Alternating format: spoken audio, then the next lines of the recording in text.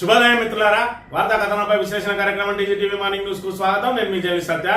ముందుగా వార్తల్లోని ముఖ్యాంశాలను కనుక గమనించినట్లయితే, కాంగ్రెస్ ప్రభుత్వం ఏర్పడ్డ కొత్తలో రేవంత్ రెడ్డి ప్రభుత్వంలో మరి ఇక్కడ బీఆర్ఎస్ అని చెప్పుకుంటే పనులు జరుగుతాయో అని చెప్పి మరి ఇక్కడ తమ అవసరాల కోసం, తమ వ్యాపారాల కోసం, తమ భూములను కాపాడుకోవడం కోసం, తమ ఏదైతే అక్రమ ఆస్తులను మరి ఇక్కడ ఏదైతే దక్కించుకోవడం కోసం మరి సుమారు 10 మంది ఎమ్మెల్యేలు పార్టీ మారిండు. ఆ రోజు బీఆర్ఎస్ అని చెప్పుకోవడానికి మరి ఏదైతే ఇబ్బంది పడి మేము కూడా అధికార పార్టీలోనే ఉంటాం, మేము అధికార పార్టీలో ఉండి మా ఆస్తులను కాపాడుకుంటామని చెప్పి వెళ్ళిన వాళ్ళు ఈ రోజు తాము కాంగ్రెస్ లో ఉన్నామని చెప్పుకోవడానికి జంకుతున్న పరిస్థితులు నెలకొన్నాయి. అంటే 21 నెలల్లోనే పరిస్థితులు పూర్తిగా తారుమారైనాయి. మరి ఇక్కడ ఏదైతే రేవంత్ రెడ్డి మీ అందరికీ మీ పదవులు పోకుండా కాపాడే బాధ్యత నాది, ఏదైతే బీఆర్ఎస్ నుంచి 200 మంది మరి ఎమ్మెల్యేలను నేను ఆల్రెడీ తీసుకుంటా ఉన్నా, వాళ్ళందరూ నాకు టచ్ లో ఉన్నారు, మీ అందరికీ నాది భరోసా. దాంతో పాటు మరి మీలో సుమారు కనీసం 4గురికైనా మంత్రి పదవులు ఇస్తా అని చెప్పి మరి ఏదైతే అడ్డగోలు హామీలు ఇచ్చి 6 గ్యారంటీల పేరుతో 420 హామీలతోటి తెలంగాణ ప్రజలను ఏమార్చి మోసం చేసి అరచేతిలో వైకుంఠం చూపించి మార్పు పేరుతోటి ఇవాళ గద్దెనెక్కి మరి ఇక్కడ తెలంగాణ ప్రజానికాన్ని ఏమార్చిండో అదే విధంగా ఈ 10 మంది ఎమ్మెల్యేలను కూడా మరి ఏమార్చడంతో ఇవాళ వాళ్ళ పరిస్థితి అగమ్య గోచరంగా మారింది. తాము మరి ఇంకా బీఆర్ఎస్ లోనే కొనసాగుతున్నామని ఒకరు తమ ఫోటోలను మార్పింగ్ చేసిందని చెప్పి, మరొకరు అసలు మేము కాంగ్రెస్ పార్టీలో చేరలేదు, మేము కప్పుకున్నది కాంగ్రెస్ కండువానే కాదు అది జాతీయ జెండా అని ఒకరు మరి ఇక్కడ నవ్విపోదురు కాక మాకేటి సిగ్ అని చెప్పి తెలంగాణ యావత్ ప్రజానికం అంతా కూడా గమనిస్తుందనే ఇంగిత జ్ఞానం కూడా లేకుండా తమ నియోజకవర్గ ప్రజలు ముక్కున వేలేసుకొని నవ్వుకుంటున్నా కూడా మేము ఇంకా బీఆర్ఎస్ లోనే ఉన్నాము అని చెప్పి మరి ఇక్కడ ఏదైతే అనర్హత వేటి నుంచి తప్పించుకునే ప్రయత్నం చేస్తా ఉన్నారు. మరి ఇక్కడ వాళ్ళ పరిస్థితి చూస్తే మరి ఇక్కడ జనానికి కూడా జాలిస్తున్న పరిస్థితి. ఎలాగో వాళ్ళ మీద వేటు తప్పదు, రేపటి రోజున వాళ్లకు మరి ఇక్కడ ప్రజానికం బుద్ధి చెప్పక తప్పదు. కాబట్టి మరి ఇక్కడ వాళ్ళని ఏ విధంగా కాపాడతాడు రేవంత్ రెడ్డి అని చెప్పి వాళ్ళు దింపుడు గల్లం ఆశ మీద ఒకవైపు ఉంటే, ఇక ఏకంగా కాంగ్రెస్ పార్టీకి సంబంధించిన మంత్రి ఏదైతే బీఆర్ఎస్ పార్టీ నుంచి కాంగ్రెస్ లో చేరిన ఎన్నికల ముందు ఆయన మంత్రి పదవి తీసుకున్నాడు.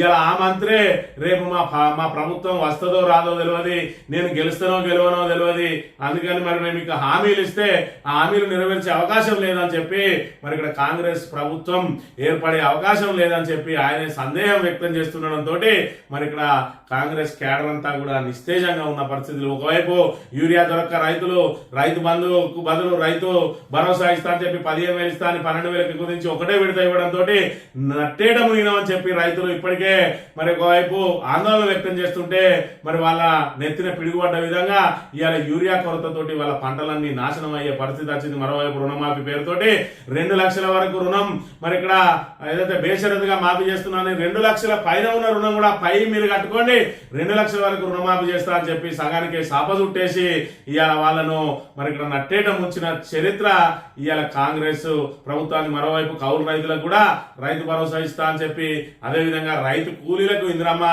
అభయాస్తం పేరుతోటి వాళ్ళకు కూడా ఆర్థిక సహాయం అందిస్తా అని చెప్పి, ఆడపిల్లలకు స్కూటీలు ఇస్తా అని, కళ్యాణ లక్ష్మి తులం బంగారం ఇస్తా అని, మహిళలకు 2,500 ఇస్తా అని ఈ రకంగా ఏమార్చి పూర్తి స్థాయిలో మరి వాళ్ళను అన్ని సబ్బండ వర్గాలను మోసం చేయడంతో మరి ఇక్కడ ఆఖరికి ఇవాళ ఎమ్మెల్యేలు కూడా మోసపోయిన పరిస్థితి.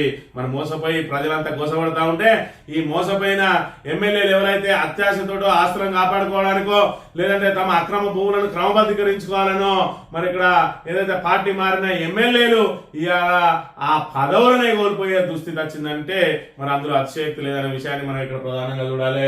ఇక మరోవైపు చూసుకున్నట్టయితే ఫీజు రియంబర్స్మెంట్ కాంగ్రెస్ ప్రభుత్వం వచ్చినప్పటి నుంచి ₹1 కూడా ఫీజు రియంబర్స్మెంట్ చెల్లించకపోవడంతో ఇవాళ కాలేజీలన్నీ కూడా మరి ఇక్కడ 15వ తేదీ నుండి నిరవధికంగా బంద్ పెట్టడానికి, 16వ తేదీ నుంచి డిగ్రీ కాలేజీలు కూడా బంద్ పెట్టడానికి, ఇటు ఇంజనీరింగ్ కాలేజీలు ఇటు డిగ్రీ కాలేజీలు అన్ని కూడా బంద్ పెడతామని చెప్పి అల్టిమేటం జారీ చేసిన పరిస్థితి. మరోవైపు వాళ్ళను మరి ఇక్కడ ప్రభుత్వ సలహాదారు వేం నరేందర్ రెడ్డి చర్చలకు ఆహ్వానించిందట. అయినప్పటికీ కూడా మరి వాళ్లకు సగానికి సగం మరి ఏదైతే సగం డబ్బులన్నా చెల్లించకపోతే మేము ఒప్పుకునేది లేదు అని చెప్పి వాళ్ళు, ఎందుకంటే కాలేజీలు నడపలేకపోతున్నా ఉన్న బకాయిలన్నీ ఫీజు రియంబర్స్మెంట్ మీదనే ఉన్నాయని చెప్పి వాళ్ళు గగ్గోలు పెడుతున్న పరిస్థితి నెలకొన్నది. మరోవైపు చూసుకున్నట్టయితే ఒకప్పుడు మరి ఇక్కడ పోలీసింగ్ లో దేశంలోనే నెంబర్ 1 ఉన్నటువంటి తెలంగాణ పోలీసు భ్రష్టు పట్టిపోయింది, పోలీస్ శాఖ ఇవాళ చూసుకున్నట్లయితే కేవలం అక్రమ కేసుల కోసం ప్రతిపక్షాలను వేధించడం కోసమే వాళ్ళు ప్రయత్నం చేస్తుండడంతో ఇవాళ హైదరాబాద్ నగరం నడిబొడ్డున యథేచ్ఛగా హత్యలు యథేచ్ఛగా దోపిడీలు సాగుతున్న ఘటనలు చోటు చేసుకుంటున్నాయి. నిన్నటికి నిన్న ఒకవైపు మరి ఇక్కడ ఏదైతే కారును వెంబడించి కళ్ళల్లో కారం కొట్టి ఆ 40 లక్షల రూపాయలను దుండగులు ఏదైతే అపసంహరించుకుంటూ పోతే, మరోవైపు చూసుకున్నట్టయితే ఒక రియల్టర్ ను ఆయన ఇంటి ముందే రౌడీ షీటర్లు హత్య చేసి యథేచ్ఛగా నడుచుకుంటూ వెళ్ళిపోయింది అని అంటే పోలీసు విభాగం మరి ఏం చేస్తా ఉన్నది? మరి పోలీసులు అంటే భయం లేకుండా పోయింది. మరి ఇక్కడ ఏదైతే మరి ఇక్కడ ఖచ్చితంగా మరి ఉక్కుపాదం మోపాల్సిన ఏదైతే రౌడీల మీద, గూండాల మీద, దొంగల మీద, హత్యాకారుల మీద, మరి హత్యలు చేసే వారి మీద, నేరాలు చేసే వారి మీద ఉక్కుపాదం మోపాల్సిన పోలీసులు ఇవాళ ప్రతిపక్షం మీద, సోషల్ మీడియా వారియర్స్ మీద, ప్రభుత్వాన్ని ప్రశ్నించే వారి మీద ఉక్కుపాదం మోపుతూ ఇవాళ అవన్నిటినీ గాలికి వదలడంతో నేరాల సంఖ్య పెరిగిపోతా ఉన్నది. పోలీసుల పరువు గంగపాలు అవుతున్న పరిస్థితిని మనం ఇలా చూడవచ్చు. మరి వార్తా కథనాలను కనుక పరిశీలించినట్టయితే ముందుగా నమస్తే తెలంగాణలో పట్టపగలే దారి దోపిడి, డమ్మిగన్ చూపించి 40 లక్షల చోరీ, కారులో వెళ్తున్న స్టీల్ వ్యాపార సిబ్బందిపై దాడి, కమ్మెలో కారం కొట్టి నగదు లాక్కున్నముట, పారిపోతుండగా కారు బోల్తా శంకర్పల్లిలో ఘటన. రేణు అగర్వాల్ ఘటన జరిగి 2 రోజులు గడవక ముందే సైబరాబాద్ పరిధిలోని శంకర్పల్లిలో మరో దోపిడీ కలకలం రేపింది. పట్టపగలే కారులో వెళ్తున్న వ్యక్తులను దుండగులు అటకాయించి కళ్ళలో కారం కొట్టి బొమ్మ తుపాకీతో బెదిరించి దారి దోపిడీకి పాల్పడ్డారట. మరి ఇక్కడ ఈ స్టీల్ వ్యాపారికి సంబంధించి ఆయన రాష్ట్రంలోని నలుమూలల స్టీల్ మరి ఇక్కడ ఏదైతే హోల్సేల్ వ్యాపారం చేస్తాడో, రిటైల్ వ్యాపారులకు ఇస్తాడో, అక్కడే హైదరాబాద్ సంబంధించిన ఒక వ్యక్తి మరి 40 లక్షల రూపాయలు పేమెంట్ చేస్తా అంటే వాళ్ళ సిబ్బందిని పంపిస్తే దాన్ని గమనించిన దుండగులు వాళ్ళు డబ్బులు పట్టుకొని వస్తా ఉంటే వారిని వెంబడించి అటకాయించి కళ్ళలో కారం చల్లి మరి ఇక్కడ 40 లక్షలను కూడా అపహరించకపోయిండ్రు అని అంటే మరి ఇక్కడ దొంగలు యథేచ్ఛగా దోపిడీలకు పాల్పడతా ఉన్నారు. నగరం నడిబొడ్డులో మరి ఇక్కడ నిఘా నేత్రాల మధ్య మరి ఏదైతే నియంత్రణ ఉంటుంది, పోలీసు నియంత్రణలో పోలీసుల మరి ఇక్కడ 3వ కన్ను తెరిచి ఉంటుంది అక్కడ సీసీ కెమెరా రూపంలో. ఈ సీసీ కెమెరాలో కూడా వాళ్ళు పడ్డ పరిస్థితిని మనం చూడొచ్చు. అయినప్పటికీ మమ్మల్ని ఎవడేం బిక్తలే అన్న చందంగా వాళ్ళు వెళ్తా ఉన్నారంటే పోలీసు ఎంత మరి ఇక్కడ నిస్సిగ్గుగా వ్యవహరిస్తా ఉన్నారు. దొంగల మీద, దోపిడీ దొంగల మీద, మరి హంతకుల మీద, మరి ఇక్కడ ఏదైతే రౌడీల మీద నిఘా నేత్రాలు పెట్టాల్సిన వాళ్ళు ఇవాళ సోషల్ మీడియా మీద ఏదైతే మరి నిఘా నేత్రాలు పెట్టి తమ విధులను మర్చిపోతున్న పరిస్థితిని చూడవచ్చు. ఇక్కడ చూసుకున్నట్లయితే నట్టనడి సిటీలో హత్య, జనమంతా చూస్తుండగానే దారుణం. కుషాయిగూడ మంగాపురంలో ఘటన, మాటల తర్వాత తాపిగా వెళ్లిన నిందితులు, రియటర్లను పొడిచి చంపిన రౌడీ షీటర్లు. రాజధానిలో దుండగులు రెచ్చిపోయారు. ఓవైపు అందరూ చూస్తుండగానే రియల్ ఎస్టేట్ వ్యాపారిని రౌడీ షీటర్లు కత్తితో దారుణంగా పొడి చంపారు. మరోవైపు స్టీల్ వ్యాపారుల కళ్ళలో కారం కొట్టి 40 లక్షలు దారి దోపిడీ చేశారు. నగరంలో రోజు రోజుకు పెట్టిపోతున్న నేరాలు ఘోరాలతో ప్రజలు వణికిపోతున్నారు. శాంతి భద్రతలు కరువై భయాందోళన చెందుతున్నారు. సురక్షితమైన నగరంగా పేరున్న హైదరాబాద్ లో నానాటికి పరిస్థితులు దిగజారిపోతా ఉన్నాయి. కుషాయిగూడ పోలీస్ స్టేషన్ పరిధిలో శుక్రవారం రియల్ ఎస్టేట్ వ్యాపారి తన ఇంటి ఎదురే దారుణ హత్యకు గురయ్యాడు. ఈ విధంగా ఆరాంగా చంపేసి మరి యథేచ్ఛగా వెళ్లిపోతా ఉన్నారు అని అంటే పోలీసు నిఘా నేత్రాలు ఏమైతా ఉన్నాయి? అసలు పోలీసుల మరి ఇక్కడ ఏదైతే గస్తీ ఎక్కడ పోయింది? మరి ఇక్కడ పోలీసులు అందరూ ఏం పని చేస్తా ఉన్నారు అని అంటే మరి నిఘా నేత్రాలు అన్ని కూడా సోషల్ మీడియా మీద పెట్టిండ్రు. సోషల్ మీడియాలో ప్రభుత్వాన్ని ప్రశ్నించే వాళ్ళు మరి ఇక్కడ ఏదైతే ప్రభుత్వానికి వ్యతిరేకంగా పోస్టులు పెట్టే వాళ్ళని అరికట్టడానికి మాత్రమే పోలీసు వ్యవస్థ పనిచేస్తా ఉన్నది ఈ రోజు రేవంత్ రెడ్డి ప్రభుత్వ హయాంలో అనే విషయాన్ని మనం ఇక్కడ గమనించాలి. ఇక ఎల్లుండి నుంచి కాలేజీలు బంద్, ఫీజు రియంబర్స్మెంట్ బాకీ 10,000 కోట్లు, ₹1 విడుదల చేయని కాంగ్రెస్ సర్కార్. ఈ నెలాఖరులోగా ఇవ్వకుంటే ఉద్యమం తప్పదు. రాష్ట్ర ఉన్నత విద్యా సంస్థల సమాఖ్య హెచ్చరిక. 15 నుంచి కళాశాల నిరోధిక బంద్కు పిలుపు. 16 నుంచి డిగ్రీ పీజీ కళాశాలలు కూడా బంద్లోకి. రాష్ట్రంలోని కాంగ్రెస్ సర్కార్ నిర్లక్ష్యం విద్యార్థులకు శాపంగా మారింది. ప్రొఫెషనల్ కళాశాలకు ఇవ్వాల్సిన ఫీజు రియంబర్స్మెంట్ బకాయిలను ప్రభుత్వం చెల్లించకపోవడంతో వాటి యాజమాన్యాలు ఆందోళన బాటపడ్డాయి. ఈ నెల 15 నుంచి కళాశాలల నిరోధిక బంద్కు పిలిపించాయి. ఈ నెలాఖరులోగా ఫీజులు చెల్లించకుంటే ఆందోళన ఉధృతం చేస్తామని హెచ్చరించాయి. ఈ మేరకు federation of association of Telangana hire institutions ప్రతినిధులు శుక్రవారం ఉన్నత విద్యా మండలి చైర్మన్ ప్రొఫెసర్ వి బాలకృష్ణారెడ్డి కలిసి నోటీసులు అందజేసిరట. మరి ఇక్కడ చూస్తున్నట్టయితే 15 నుంచి కళాశాల నిరోధిక బంద్, 16 నుంచి డిగ్రీ పీజీ కళాశాలలు కూడా బంద్ అట. ఈ నెలాఖరులోగా ఫీజులు చెల్లించకుంటే ఇంకా ఆందోళన ఉధృతం చేస్తారట. మరి ఇక్కడ కాలేజీలే బంద్ పెడితే విద్యార్థుల పరిస్థితి ఏంది? విద్యార్థుల ఇప్పటికే ఫీజు రియంబర్స్మెంట్ ను ఏ రకంగా ఎగ్గొట్టచ్చు మనం అని చెప్పి అనేక సాకులు వెతుకుతా ఉన్నది. ఇవాళ మరి వైఎస్ రాజశేఖర రెడ్డి ఉమ్మడి ఆంధ్రప్రదేశ్ లో ఆయన చేసిన మంచి ఏమన్నా ఉన్నది మరి ఇక్కడ తెలంగాణకు అంటే ఫీజు రియంబర్స్మెంట్ పథకం అనేది ఒక అద్భుతమైన సంక్షేమ పథకాన్ని అమలు చేసి ఇవాళ పేద మధ్యతరగతి ప్రజలందరూ కూడా ఉన్నత విద్యలో ఉన్నత విద్య మరి ఇక్కడ ఏదైతే అభ్యసించడానికి ఆయన మార్గం వేసిండు. అదే విధంగా చూసుకున్నట్టయితే నిరుపేదకు కూడా కార్పొరేట్ వైద్యం అందించడానికి ఆరోగ్యశ్రీని తీసుకొచ్చిండు.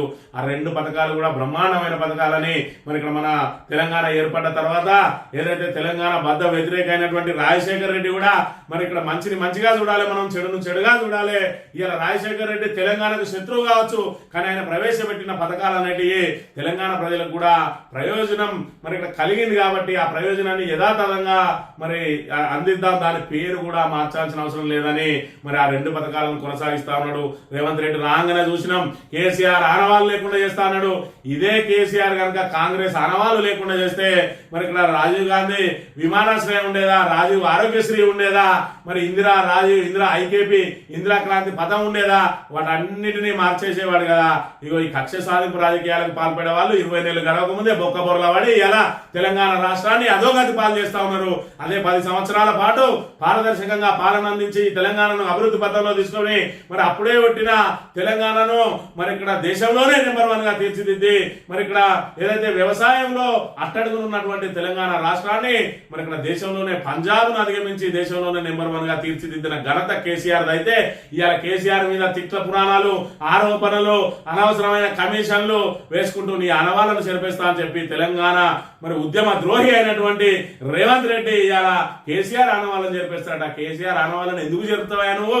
మరి దీనికి ఏంది నీ కేసీఆర్ ఆనవాళ్ళని జరిపేసడానికి? కేసీఆర్ ఏమన్నా తెలంగాణ ద్రోహ? ఇవాళ రేవంత్ రెడ్డి ఏమన్నా చేస్తే రేవంత్ రెడ్డి ఆనవాళ్ళని జరిపేయాలి. ఎందుకంటే ఏ ఒక్క రోజు కూడా జై తెలంగాణ అనుకుంటా ఇవాళ తెలంగాణ మరి గద్దెనెక్కి కూర్చొని ఉన్నాడు. ఇలాంటి తెలంగాణ ద్రోహిని ఏదైతే మరి గద్దెనెక్కించిందో ఆ పార్టీ నామరూపాలు లేకుండా చేయాలి, దాని ఆనవాళ్ళు లేకుండా చేయాలి. ఖచ్చితంగా తెలంగాణ రాష్ట్రం ఏర్పడ్డ తర్వాత ఇందిరా, రాజీవ్ గాంధీ పేర్లు ఏవేవి ఉన్నాయో వాటన్నిటిని కూడా తొలగించి తెలంగాణ మహానుభావులు తెలంగాణ కోసం ప్రాణాలు అర్పించిన వాళ్ళ పేర్లు పెట్టాలి. ఖచ్చితంగా ఈ రోజు కాంగ్రెస్ నామరూపాలు లేకుండా చేయాల్సిన బాధ్యత మరి రాబోయే తెలంగాణ బీఆర్ఎస్ ప్రభుత్వం మీద ఉన్నది. ఖచ్చితంగా ఏదైతే వీళ్ళు ఇప్పుడు మరి ఇక్కడ కాళేశ్వరం ప్రాజెక్టు కనుక అదే విధంగా దాన్ని మరమ్మతు చేసినట్టయితే 100 ఏళ్ల పాటు కేసీఆర్ తలుచుకుంటారు కాబట్టి ఆ కేసీఆర్ ఆనవాళ్ళు చెరపాలనే కుట్రలో భాగంగానే ఇలా మరి పటిష్టంగా ఉన్నటువంటి కాళేశ్వరం ప్రాజెక్టును కేవలం మరొక పిల్లర్ ఉంగిపోతే దాన్ని మరమ్మతు చేయకుండా ఇలా దాన్ని ఆపడానికి కారణం కేసీఆర్ ఆనవాళ్ళు తొలగించే కుట్రలో భాగమే. దానికోసం ఇవాళ ప్రజల ఏదైతే తాగునీటి అవసరాలను, సాగునీటి అవసరాలను కూడా పనంగా పెట్టి ప్రజలను హింసిస్తా ఉన్నారు, కానీ మరి అక్కడ దాన్ని మాత్రం పునరుద్ధరిస్తలేరు అనే విషయాన్ని మనం గమనించాలి. కాబట్టి రాబోయే రోజులలో కాంగ్రెస్ నామరూపాలు లేకుండా చేయాలి, ఆనవాళ్ళు లేకుండా చేయాలి, కాంగ్రెస్ నాయకులు ఆనవాళ్ళు లేకుండా చేయాలి. ఏదైతే తెలంగాణ ఇతరుల విగ్రహాలు ఏవేవి ఉన్నాయో వాటన్నిటిని కూడా ఇక్కడ నుంచి మరి తక్షణం తొలగించాలి. మరి అప్పుడే మన తెలంగాణకు సంబంధించిన వాళ్ళే మాత్రమే మనం తెలంగాణలో కాపాడుకోవాలి. మరి అది ఇవాళ రేవంత్ రెడ్డి మరి రాబోయే ప్రభుత్వానికి నేర్పుతున్న విషయాన్ని మనం గమనించాలి. ఇక చివరికి ఏదైతే ఫీజు రియంబర్స్మెంట్ మీద కూడా చేతులు ఎత్తేసింది మరి ఇక్కడ కాంగ్రెస్ ప్రభుత్వాల విషయాన్ని, రేవంత్ రెడ్డి ప్రభుత్వాల విషయాన్ని మనం గమనించాలి. ఇక పోలీసు ఉద్యోగార్థుల జంగు సేరనట. 20,000 పోలీసు పోస్టులతో నోటిఫికేషన్ డిమాండ్. పోలీసు నిరుద్యోగ జేఏసీ ఆధ్వర్యంలో సమావేశాలు. జిల్లాలో పోలీసు ఉద్యోగార్థులతో కలిసి ఐక్య కార్యాచరణ అని చెప్పి ఒకటి పోలీసు ఉద్యోగార్థులు ఒకవైపు మన నోటిఫికేషన్ కోసం 15 నుంచి నిరాహార దీక్ష చేస్తారట. నిరవధిక నిరాహార దీక్ష. ఏదైతే నిరుద్యోగుల హక్కుల వేదిక అధ్యక్షుడు అశోక్ ఎవరైతే ఉన్నారో ఆయన మరి ఇక్కడ నోటిఫికేషన్ల కోసం వీళ్ళు పోలీసుల మరి పోలీస్ పోస్టుల కోసం పోలీసు ఉద్యోగార్థులు, మరోవైపు చూసుకున్నట్లయితే కాలేజీల బంద్, ఇక ఇన్ని సమస్యలు ఉన్నాయి. ఒకవైపు యూరియా కోసం నిత్యం రైతులు ఇంకా రోడ్ల మీద వేచి చూస్తూనే ఉంటే మరి ఇక్కడ తుమ్మల నాగేశ్వరరావు ఇగచ్చే అగచ్చే 20,000 మెట్రిక్ టన్నులు వచ్చే, 10,000 మెట్రిక్ టన్నులు వచ్చే, లక్షలాది మెట్రిక్ టన్నులు అవసరం ఉంటే మరి ఇక్కడ 10,000 వచ్చినాయి, 6,000 వచ్చినాయి, 5,000 వచ్చినాయి అని చేతులు దులుపుకుంటా ఉన్నది కాంగ్రెస్ ప్రభుత్వం అనే విషయాన్ని మనం ఇక్కడ గమనించాలి. ఇక చేతగాని ప్రభుత్వం ఏం చేస్తా ఉన్నది అంటే మేడారంలో అపచారం అని రాసినందుకు నమస్తే తెలంగాణపై చిందులాట. మేడారం మాస్టర్ ప్లాన్ పై ఆదివాసీల అభిప్రాయాన్ని వెల్లడించినందుకు నిందలు. స్థానిక నాయకులను ఉసుగొలిపి బెదిరింపులని మరి వాళ్ళు చేసేది ఏమి లేదు.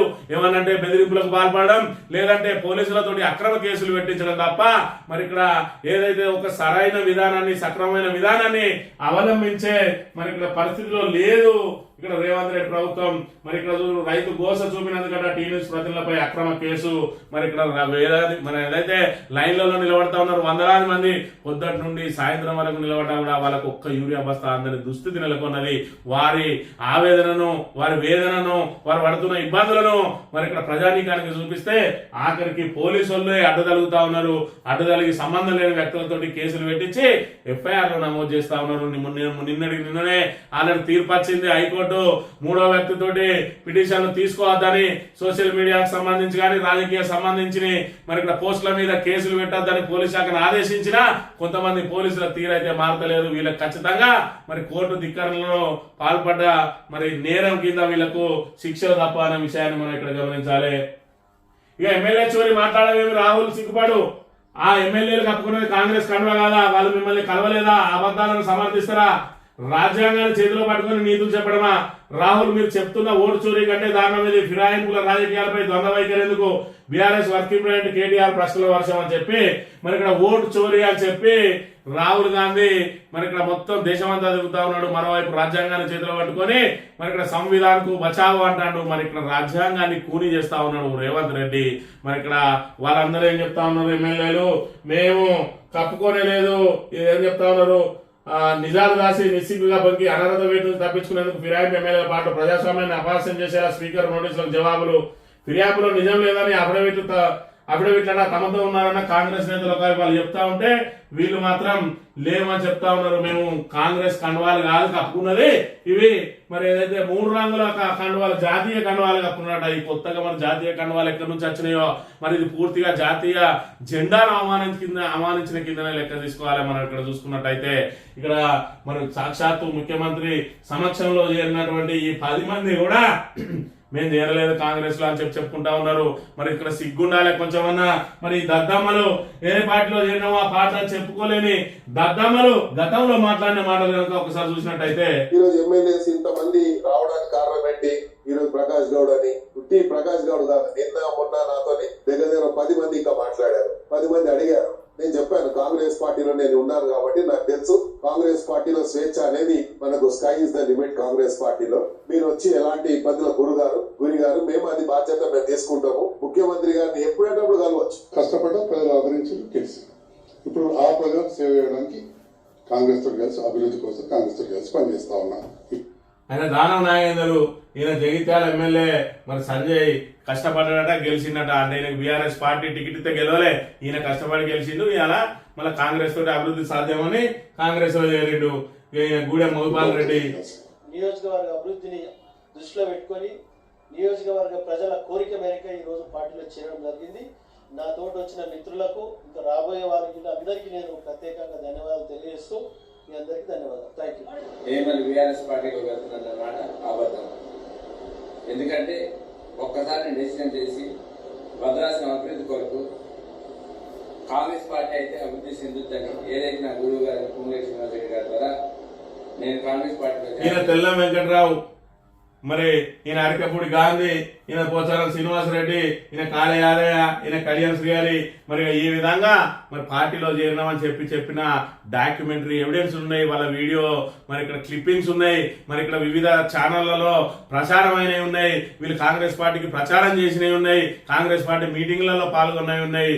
వాళ్ళ నోటితోటే మేము కాంగ్రెస్ పార్టీ అని చెప్పినవి ఉన్నా కూడా మమ్మల్ని స్పీకర్ కాపాడతాడు, ఎందుకంటే స్పీకర్ అబద్ధాలు ఆడతాడు, ఆయన అబద్ధాలు ఆడి మమ్మల్ని కాపాడతాడు అని చెప్పి మరి వీళ్ళు ఇంత పెద్ద ఎత్తున ఓపెన్ గా చేయని లేదు, సాటుకు చేయని కాలే, ఓపెన్ గా చేయని ఓపెన్ గా కాంగ్రెస్ ఎమ్మెల్యేగా చెలామని అనుకుంటా మేము కాంగ్రెస్ లో చేరలే అంటాడు. ఇక మరో నిస్సిగ్గుగా ప్రభుత్వం చేసిన మరి ఇక్కడ రాజ్యాంగాన్ని కూనీ చేసిన వ్యవహారం ఏంటంటే ప్రతిపక్ష నాయకుడికి ఇవ్వాల్సినటువంటి పబ్లిక్ అకౌంట్స్ కమిటీ చైర్మన్ ఇవాళ అరికపూడి గాంధీకి ఇచ్చిండు, ఆయన బీఆర్ఎస్ లో ఉన్నాడని చెప్పి మరి వీళ్ళే ఏదైతే ప్రతిపక్ష నేత ఎవరినైతే సూచిస్తారో వాళ్ళని ఇవ్వాలి.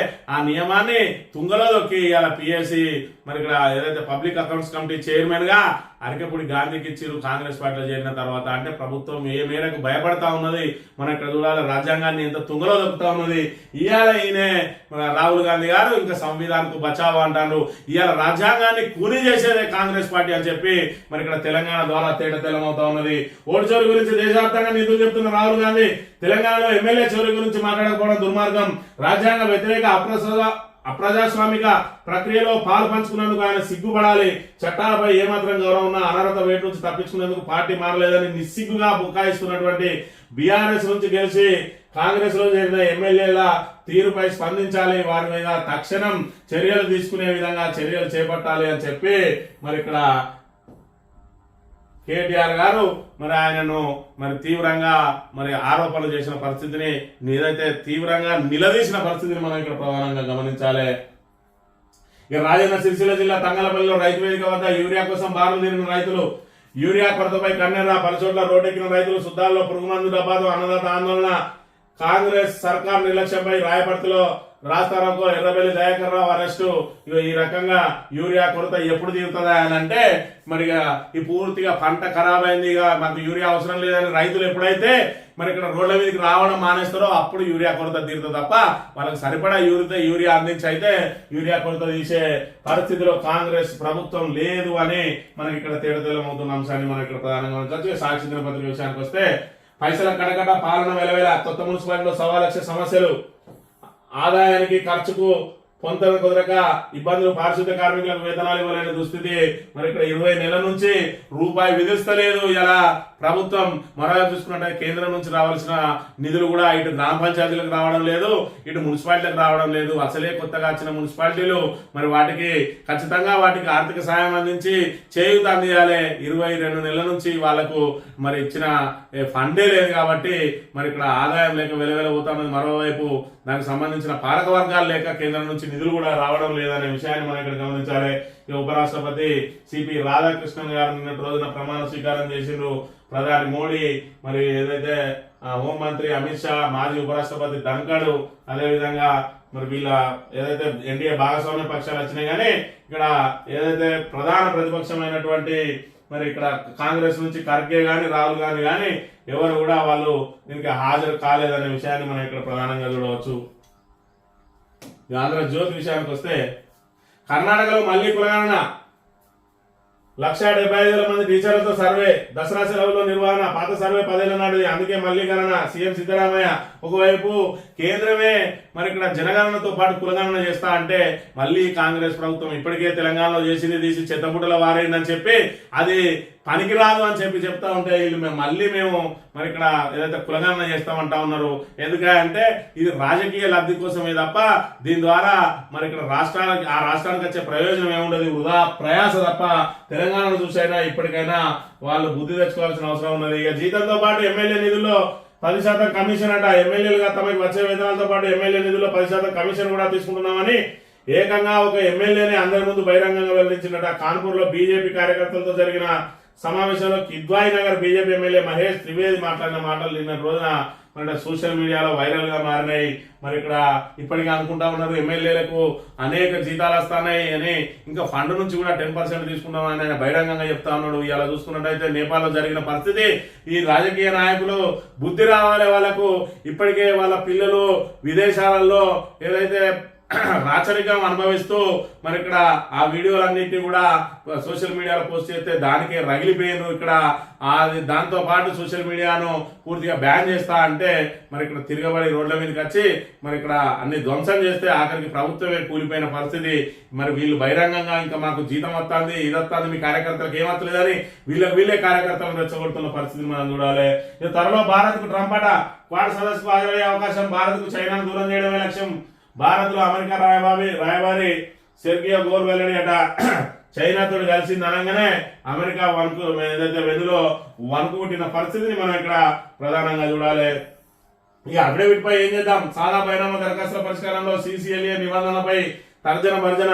సాదా బయనామాలను మేము క్లియర్ చేయబోతున్నామని చెప్పి పెద్ద ఎత్తున ప్రచారం చేసుకున్నది. ఇప్పటికే భూభారతి మరి ఇక్కడ ఏదైతే ఉన్నదో భూభారతి అనే చట్టం మరి ధరణి కంటే చాలా అద్భుతమైనది అన్నారు. ఇప్పటి వరకు ధరణి మీద ఒక కడుగు కూడా ముందుకెళ్ళే ధరణికి సంబంధించిన మాడ్యూల్ అన్నింటినీ కాపీ కొట్టి కేవలం పేరు మార్చి మేము ఏదో ఎలగబెడతాం అన్నారు. ఇవాళ సాదా బయనామాకు సంబంధించి భూభారతి చట్టంలో పొందుపరిచినటువంటి అంశాలను ఇవాళ ఖచ్చితంగా అఫిడవిట్ కావాలి.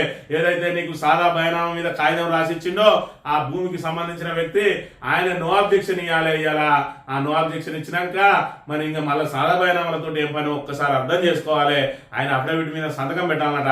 అఫిడవిట్ మీద సంతకం పెట్టే బదులు ఆయనే వచ్చి వీళ్ళ పేరు మీద రిజిస్ట్రేషన్ చేస్తారు కదా. అఫిడవిట్ మీద సంతకం పెడితేంది, లేదంటే సీదా వచ్చి డైరెక్ట్ ఆయననే రిజిస్ట్రేషన్ చేస్తేంది. మరి ఇక్కడ ఏదైతే సాదా బయనామాలు కాగితం రాయించుకున్న వాళ్లకు యజమానికి మధ్యలో ఏర్పడే మరి ఇబ్బందులు ఏవైతే ఉన్నాయో వాటిని అధిగమించడానికి యజమానితో సంబంధం లేకుండా సాదా బయనామాలను వాళ్ళ పేరు మీద తీసుకొచ్చి ఆ సాదా బయనామా పేపరు నిజమైందా కాదా, తప్పుడు పేపరా, నిజంగానే అమ్మిందా లేదా అని చెప్పి దాని మీద విచారణ జరిపి ఆర్ఐ ద్వారానో ఎంఆర్ఓ ద్వారానో విచారణ జరిపి, లేదంటే మీరు ఆల్రెడీ ఏదైతే గ్రామ పరిపాలన అధికారులను పెడతారో వాళ్ళ ద్వారా విచారణ జరిపించి వాటికి మరి ఇక్కడ ఏదైతే ఆ తెల్ల కాగితం మీద రాయించుకున్నారో వాళ్లకు సాదా బయనామాల వాళ్ళ పేరు మీద తీసుకురావాలి. కానీ మళ్ళీ అఫిడవిట్ మీద ఏదైతే ఈ సాదా బయనామా మీద పెట్టిన సంతకం పెట్టిన వ్యక్తి మళ్ళీ పెట్టాలని, లేదంటే ఆయన చనిపోతే ఆయనకు సంబంధిత మరి ఆయన వారసులు పెట్టాలని నిబంధన ఉంటే ఇది ఏ మాత్రం సాదా బయనామాకు మరి ఇక్కడ అది పూర్తి స్థాయిలో అమలు కాదు. దానికి బదులు డైరెక్ట్ ఈ అఫిడవిట్ మీద సంతకం పెట్టించుకునే అవకాశం ఉంటే వాళ్ళతో రిజిస్ట్రేషన్ చేసుకుంటారు.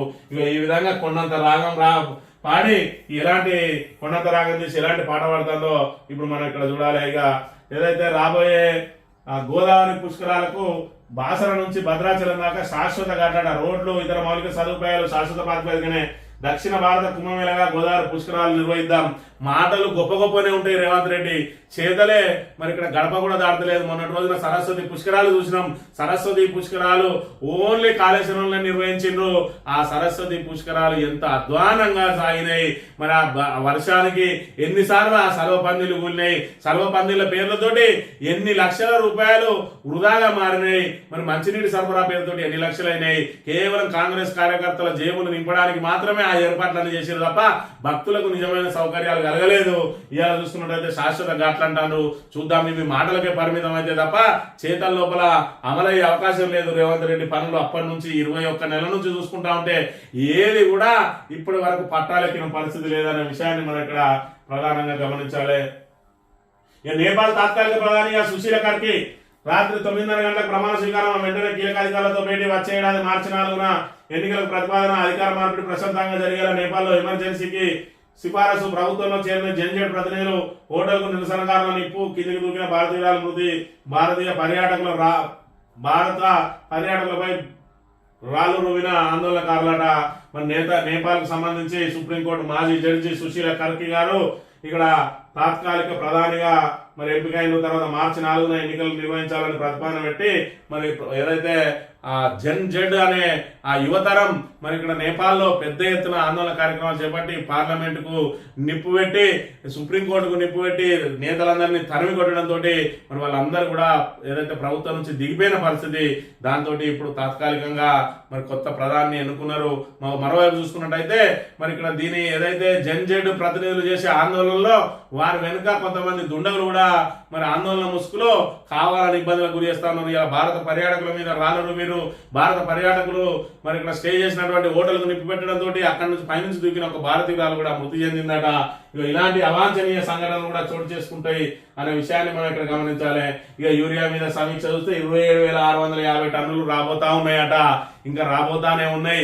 లక్షల టన్నులు అవసరం ఉంటే ఎంత టన్నులు ఎన్ని అవసరం, మరి వాటికి ఎప్పుడు సమకూర్చుకోవాలి, మరి రైతులకు ఎప్పటి నుంచి ఎప్పటిదాకా యూరియా అవసరాలు ఉంటాయి, మొదటి విడతలో మొదటి వారంలో, రెండో వారంలో, మూడో వారంలో, నాలుగో వారంలో అని ఇట్లా విభజించుకొని దానికి సరిపడా నిల్వలు ఉన్నాయా లేవా అని చూడాల్సింది పోయి ఆఖరికి బఫర్ స్టాక్ ను కూడా మరి పంపిణీ చేసిన సరిపోని దుస్థితి నెలకొన్నది. అలా ఇంకా తాపీగా చెప్తా ఉన్నాడు 27,650 టన్నులు రాబోతా ఉన్నాయి. ఇంకా వచ్చేదన్నాడు సచ్చేదన్నాడు రైతులకు అందేదన్నాడో ఒక్కసారి ఆలోచన చేసుకోవాలి. ఈ యూరియా కొరత చూసుకున్నట్టయితే ఈ రోజు రైతులు ఏం చేస్తా ఉన్నారు, లాస్ట్ కు మరి ఇక్కడ రైతులకు సరిపడా వచ్చిన వాళ్ళు కూడా కొంతమంది వచ్చే పంటకు కూడా ఇదే దుస్థితి ఉంటాయి కాబట్టి మరి రోజు లైన్లో నిలబడి రోజుకొక బస్తాను తెచ్చుకుందామని కొంతమంది రైతులకు పూర్తిగా అందకపోతే కొంతమంది రైతులు 2-3 యూరియా బస్తాలను నిలవబెట్టుకుంటున్న దుస్థితి కూడా నెలకొన్నది వీళ్ళ ప్రభుత్వ అసంబద్ధ నిర్ణయాల ద్వారా.